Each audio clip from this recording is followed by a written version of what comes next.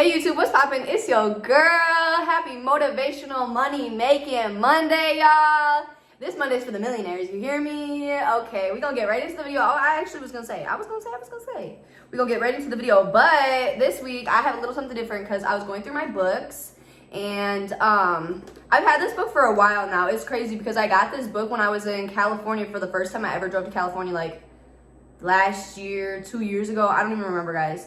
But I was like at this bookstore and like I was like, I want to find a book that calls my name, and like I was just looking. This one was like, you know how some books will like be in the shelves like this, but like this one was sitting up like this. And I was like, and I was like, what? I wonder what it's about. Like I scroll my fingers through. How does it that I didn't even know what this book was, like what it was about, but I opened it to the very day that it was. Like, it was like, I don't know what day it was that I got it, but I think it was like honestly in November too. Like, I'm not gonna lie to you. I was literally with my friend. Like, she can back me up on this. But I like opened it and I was like, girl, what day is it? And she's like, oh, it's like November 3rd. And I'm like, girl, why did I just open it to November 3rd? I was like, yep, this is my book. But anyways, so I wanted to add this, incorporate it. It's like the same concept of this book. It's the same author of this book.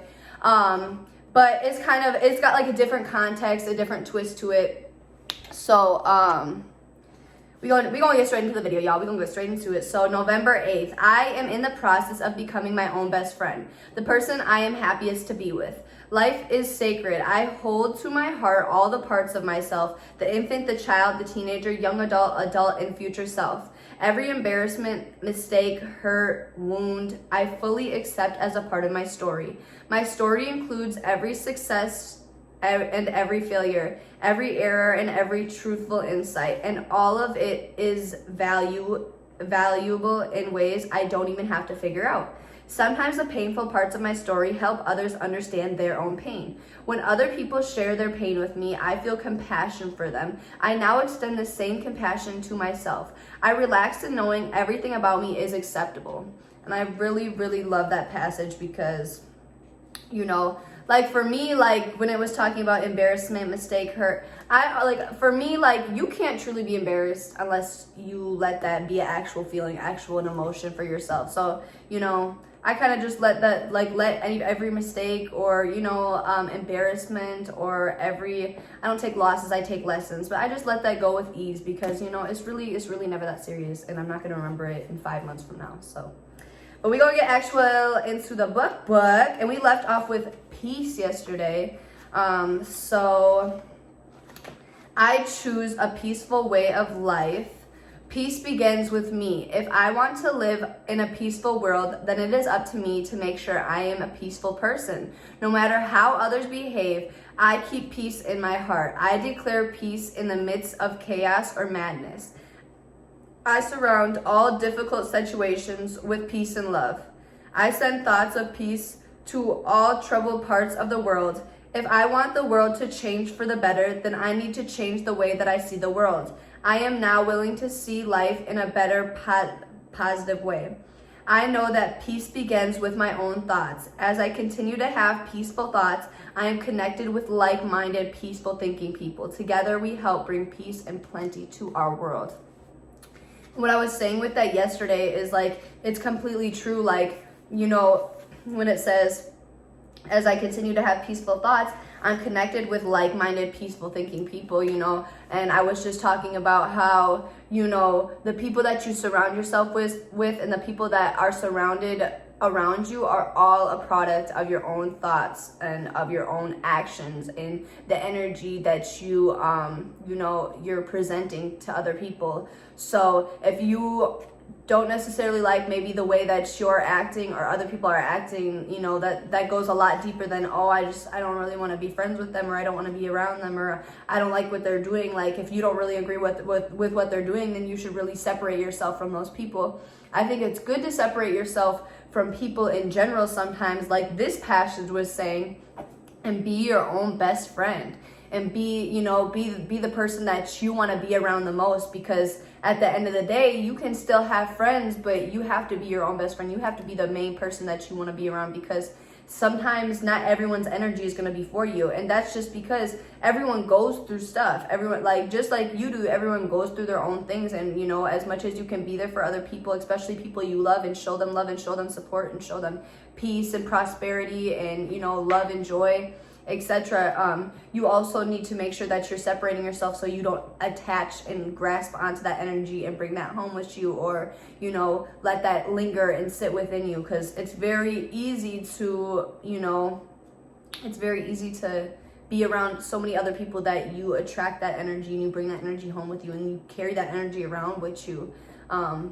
And I really like when I was saying I keep peace in my heart and I declare peace in the midst of chaos and madness, because I think that's when, you know, and I can relate, because, you know, like I said, I'm not a perfect person. I try to keep peace in mind, but I've had my moments, and I still have my moments till this day. It's still something I very much work on. But, you know, I think like I was saying with discipline a few videos ago last week, you know, like, peace, like making sure you're peaceful, it really means the most when you're in the midst of chaos and madness, when you know you could react a certain way and you have to take a step back from yourself and react in a peaceful manner. That's when it matters most, because I can wake up every day and be like this and be peaceful and everything is good because I'm in my house, I'm by myself, I'm cool, I'm chilling, you know what I'm saying, I'm happy, I'm in my own energy. But the minute I step out and I go, you know what I'm saying, go do something or go out or whatever, and, you know, something happens or someone, you know, has a bad energy, and I immediately want to react,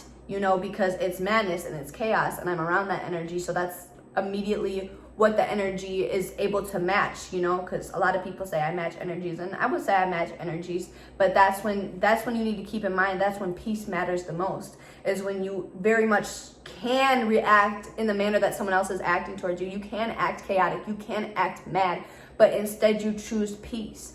Peace is a choice, and I was saying that yesterday. Peace is very much a choice. So we gonna keep it pushing.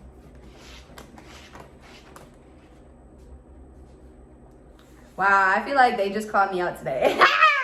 They definitely just called me out today. Okay, this one says housekeeping. I'm just saying they called me out today because I was definitely 100% supposed to clean my house yesterday.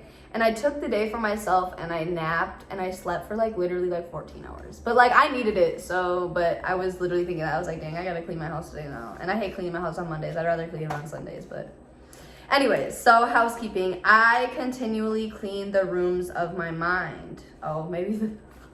What if I just call my own self out? Okay, I'm gonna keep going. Simple household chores are a snap for me. I make housework fun. I begin anywhere and move through rooms with arctic flair. I toss out the garbage. I dust and polish those things I treasure. We all have a set of beliefs, and just like a comfortable, familiar reading chair, we keep sitting in these beliefs over and over and over again. Our beliefs create our experiences. Some of these beliefs create wonderful experiences, and some of them can become an uncomfortable old chair that we don't want to throw out. I know that I really can toss out old beliefs, and I can choose new ones that significantly improve the quality of my life. It is like house cleaning. I need to clean my physical house periodically. Otherwise, it gets to a point where I really can't live in it. I don't have to be, guys, I'm so sorry, I'm so bad at reading. I don't have to be a fanatical, I don't know. I do not need to clean physically and mentally. I fill the rooms of my house with love. Okay, so it wasn't calling me out for not cleaning my house yesterday, fully like that. But, okay, so I'm kind of like getting the comparison here, like it's saying, you know, like cleaning out, you know, like house cleaning, housekeeping, and cleaning out certain rooms and keeping certain rooms clean is like keeping certain, you know, rooms of in your mind clean, like making sure that you're in a clear headspace. And I'm kind of getting from that, like making sure you're in a clear headspace before making like decisions and stuff, and, you know, like making sure your headspace is clear and full of love and peace and prosperity, because, you know, when your headspace isn't fully clear and you have a lot of stuff on your mind and you're not clear-headed, and then all of a sudden a decision comes and you have to make a decision, or you have to choose something and you end up making a quick decision or choosing the wrong, thing to do or path to go down because you're not in the right headspace. You haven't gotten yourself a clear head before you made those decisions or made that choice. And then it affects physically and mentally your life. It says our beliefs create our experiences, and some of these beliefs create wonderful experiences, and some of them can become like an uncomfortable old chair that we don't want to throw out. It's completely true, because our beliefs and like where our headspace are create our experiences. If I'm waking up every day and I'm just like, I'm not feeling it, I wouldn't be getting on here every day and be able to do this and be able to talk freely and speak, and speak with compassion and speak with experience and speak with excitement, because I don't have a clear headspace. And now it's not letting me create experiences to be able to, have conversations with you guys and, be able to reach out and talk to other people and, reach out and talk to you guys and relate to you guys and, empower you guys and motivate you guys, because I don't have a clear headspace. I do, but I'm just saying, because I wouldn't have a clear headspace. Some of these beliefs create wonderful experience, and some of them can become an uncomfortable old chair that we don't want to throw out. And then that comes with getting comfortable. When you're comfortable with how you think, when you're comfortable with your life, when you're comfortable with who you're around, when you're comfortable with how things are going, when you're comfortable with your income, you do not grow. You have no room for growth. There's no room for growth because you're comfortable. And I think that that comes with attachment. You attached yourself to those things, you attached yourself to those people, you attached yourself to that area. And now, when you're comfortable and you're in a flower pot that's only so big and you're comfortable there, you don't feel a reason to go into a bigger flower pot, because you're like, oh, well, I'm not big enough yet. But that's how you grow. That's how you grow. When you're this big and you're in your flower pot and you fit in it perfectly and you're comfortable there, there's no reason for you to move into a bigger flower pot. So there's no way, there's no reason for you to grow. Rather than going into a bigger flower pot, and you might not fit in it right away, you might feel a little uncomfortable and right away, there's a lot of room, but you're able to grow. You're able to grow. And that's how you grow, is moving yourself and getting uncomfortable. You have to get uncomfortable. If you're not getting uncomfortable, then you're not growing. Period. But we gonna get back into that tomorrow. I definitely thought it was calling me out for not cleaning my house. So I definitely gotta go do that. But words of advice for today. I really wanted to talk because I was like, happy motivational money making Monday. Go get your bag. I wanted to really talk about streams of income and just, opening up your mind real quick before we head off. When it comes to making money, I am hosting a little book club tomorrow. So make sure y'all tap in with me. I'm gonna be posting on my story on Instagram and Snapchat and stuff. And I hope to get some of y'all tuned in. We are gonna be going through a book called The Secret by Rhonda Byron. And it doesn't necessarily just talk about money, but it does talk about, law of attraction, and it goes really deep into law of attraction and how we can attract more money and how we can attract more prosperity and how we can attract more peace and love and all of that stuff. So I think it's a really good book. It's the first book I want to start out with on the book club Zoom call, because I think it really just goes into a lot of things too. Is I read that book. I started reading that book when I was I can't even read. I don't even know how to read. And I read that book one sitting all the way through. Y'all, I've never read a full book, period. Even reading a chapter once a day. I've never read a full book ever before I read that book. I read that book all the way through.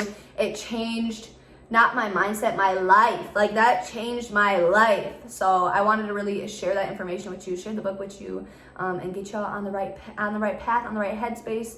And I feel once y'all read that book, everything that I'm saying on these videos is just gonna click more if they don't already click and make 110% sense. So make sure y'all tune in with me. Make sure y'all show me love. Get up with me on Instagram, Snapchat, TikTok, in the comments if y'all have any questions, if y'all want to join the book club, etc. And I'm gonna see y'all tomorrow.